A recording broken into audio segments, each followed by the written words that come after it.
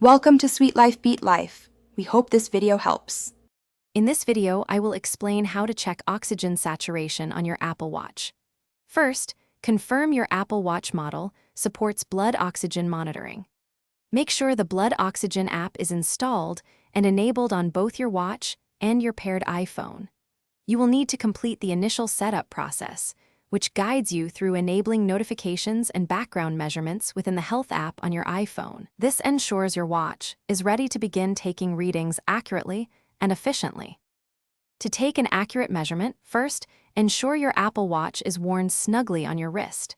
It should be comfortable but secure, with the back of the watch making good contact with your skin. Next, find a comfortable position, ideally with your arm resting flat on a table or in your lap. Keep your wrist and hand as still as possible during the 15-second measurement. Any movement can interfere with the sensor's ability to get a precise reading.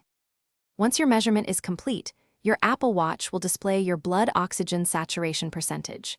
For most healthy individuals, a reading between 95% and 100% is considered normal.